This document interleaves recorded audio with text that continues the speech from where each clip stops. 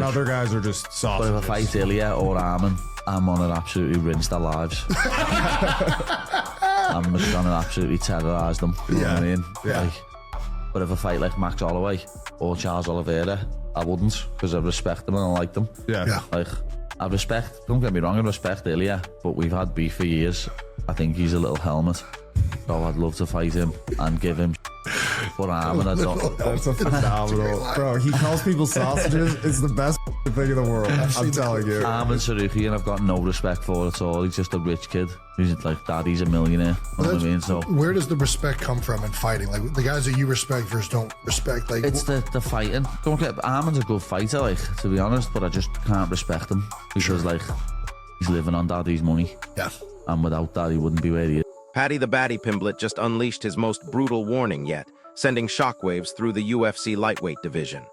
He's got two elite contenders squarely in his crosshairs, Ilia Topuria and Armin Tsarukyan. This isn't just trash talk, it's a declaration of war, and it just lit a fuse under the entire top 10.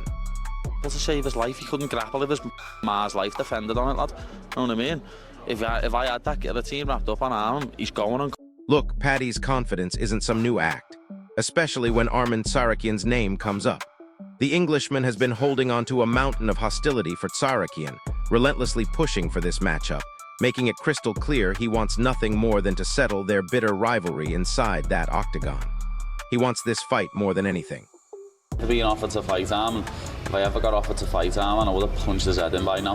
He irritates me. I think he's an absolute... But hold up, this rivalry, it's far from one-sided. Tsarukyan has his own ruthless battle plan for the lightweight division, with a singular laser focus on seizing that championship belt. He's not just aiming for the title, he's made it his top priority, and he knows exactly who he needs to go through to get there. I need a title fight. I need a title fight and become a champion, and I'll be the biggest star in UFC. And if you win the title, who do you want more, Ilya or Paddy Pimblett? Both of them same night.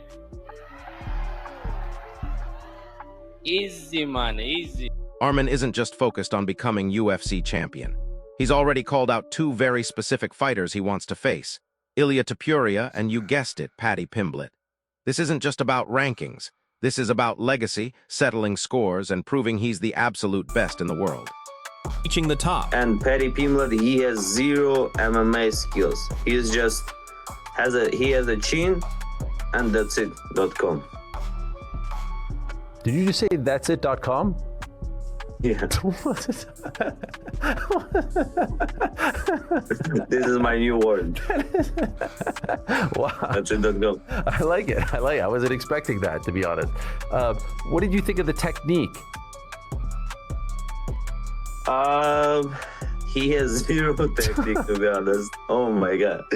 I feel like everybody can beat him, like the good fighters, like who is on the prime from top 15.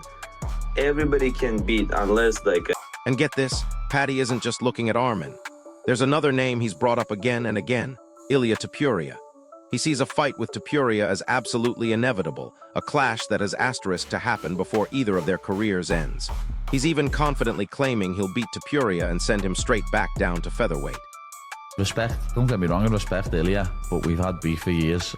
I think he's a little helmet. So I'd love to fight him and give him... Now listen to this part. Michael Bisping, a man who knows a thing or two about brutal matchups, agrees. He thinks Pimblett versus Topuria would be an absolute war, a devastating clash of styles. But ultimately, he believes it's the right fight for both men, no matter what the outcome. High stakes, high drama.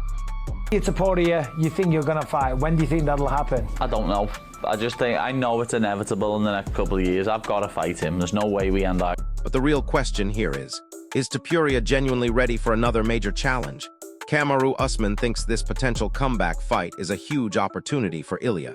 A win here doesn't just put him back in the title picture, it lodges him directly into another championship run.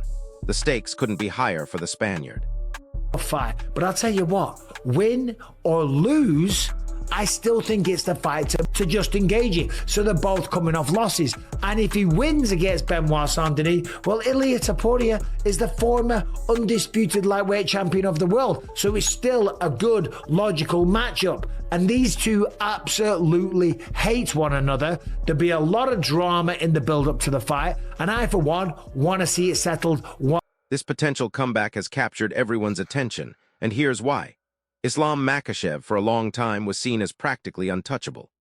Joe Rogan himself, a guy who's seen it all, has called Makhachev one of the most talented fighters of this generation, explaining how he rose above an insane depth of talent. That is a tremendous matchup that I think, of course, the UFC would entertain, and I think, of course, Ilia would entertain, because that's a matchup that puts him back up there. That's a matchup that if he potentially is victorious in that, Ilia's back and looking for that opportunity to potentially fight for his John Jones, the GOAT, pointed out the exact qualities that could help Topuria rebuild his momentum. Jones praises Ilia's work ethic and, crucially, his self-awareness, his willingness to admit mistakes instead of making excuses. That mentality, Jones says, is absolutely critical for a fighter needing to adjust and come back stronger. Good Ilia Topuria is. That's how good Ilia Topuria is. Ilia Topuria, in many people's eyes, is the most skilled of the new generation, and the new generation is the most skilled of all time. And Ilia was like the top of the mountain. And most people thought that he was going to be too much, and he was too much for a while. But wait, it gets worse. Aljamain Sterling is asking a critical question. Will fighters still fear Ilia Topuria the same way now that he's lost? He thinks once opponents realize Topuria can be beaten, they'll be far more willing to stand toe-to-toe and trade punches. That changes everything. Ilia's he's gonna be in a good position. He has faith. He has a strong team. And that's a lot of what it takes. He has a work ethic. I think he's honest with himself.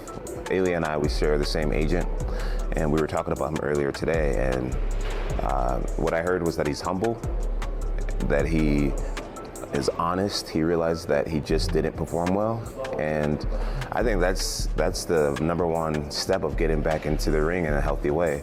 It's the guys that make excuses. That's when it's hard to come back and win that rematch. Guys who just say, you know what, I could have did better, I could have done more. Honesty with yourself is the key to MMA. Knowing exactly who you are, what you've done, what you haven't done. You can't lie once you get in that cage. What's real will come to. And this isn't just speculation. Think back to Topuria's last fight, his recent setback against Justin Gaethje. Joe Rogan himself pointed out the sheer size difference and Gaethje's insane durability.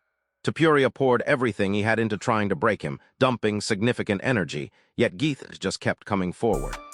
He matches up extremely well with every one of those guys. The guy that's going to be the toughest puzzle, in my opinion, is Topuria. He's going to be the toughest puzzle, but we'll get him solved too. But he's the toughest puzzle, and he's the one I would have the most respect going up. Now, while Arman might be looking ahead to Topuria and Pimblett, his immediate focus is absolutely laser-locked on one name, Mateusz Gamrot.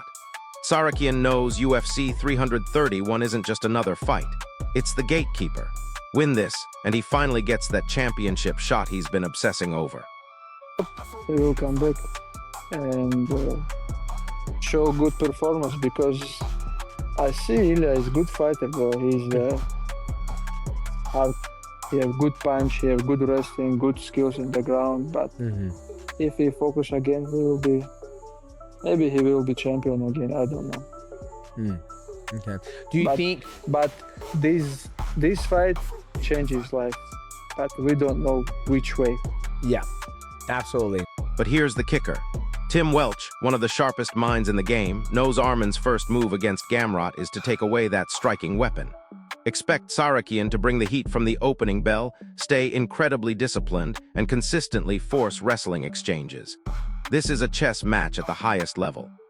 Hesitant to want to go in there with him because of what he's done in the past, but then also knowing that, just like us, man, he puts his pants on the same way we do, one leg at a time, unless he could jump and put both on at the same time. But I think there's a physics element to it too. The reality of Gaethje and Topuria is that Topuria is much smaller. So there you have it. The lightweight division is a powder keg with Paddy, Topuria, and Sarakian all on a collision course, while Arman faces a massive challenge at UFC 331 that could completely reshape the title picture. This isn't just about 3 fighters, it's about power and ambition. Who emerges as the undisputed king? Drop your predictions in the comments. If this breakdown helped, smash that like button, subscribe, and hit the notification bell for more exclusive breakdowns you won't find anywhere else. I'll see you in the next one. Used to fold, death. And a lot of people would have folded in that second round. But Gaethje is so durable. He's so and you can't make him quit. He's not going to quit. You might beat him. He's been beat before, but it's not because he doesn't believe in himself. And it's not because he can't endure. It's because he gets caught. Yeah. You know, and you think about the way Ilya put it on him in that second round. He emptied the gas tank, and Gaethje was still there. And that's the problem, is you cannot empty the gas tank on that guy. Right around. Where he could have submitted him, or maybe just go for the TKO, but instead he went for the Khabib-like mounted triangle that Khabib hit on Gaethje, and he was in the same position, was going for the same sequence, and I go, brother, this is either going to be really dope, or it's going to be the reason you lose. And he lost the position. Gaethje gets back up, and man, just everything he did in the approach. If they had a rematch, maybe the fight goes different. Maybe Topuria, if he does, he takes him down and does what he's also really good at and submits him. Or maybe he's more patient with his attack. Moving his head more, kind of like... doesn't empty the gas tank in the second round when he has him hurt. It was... Justin's attitude is so crazy, too. Were you surprised by that fight, or was that kind of a performance you expected from Justin Gaethje? Yeah, honestly, I'm surprised, because if you ask me, I choose Ilya. But you know, when you sound like, when you become champion and you like lose the focus, it's happened, bro. It's happened. This is very dangerous sport, and I think what's happened with Ilya. He just underestimated him because he thinking he can beat him easy, he can knock him out, he believe his power. But Gaethje is the real dog, you know. He can fight all night. And what's happened is Ilya. He spent too much energy, try to knock him out, try to land some hard punch, and he from this, do you think he can recover from this and get back to the belt, be back to the phenom that he was going into this fight? Yeah, he can come back, definitely. And I think the lose is gonna give him a lot of like lessons, not to be like overconfident, respect your opponent, you know, and keep grinding, you know. So you think like those celebrations before and the Instagram record and all that, he's not going to do that anymore? Yeah, he was. I think he was more focused on his media stuff more than training camp.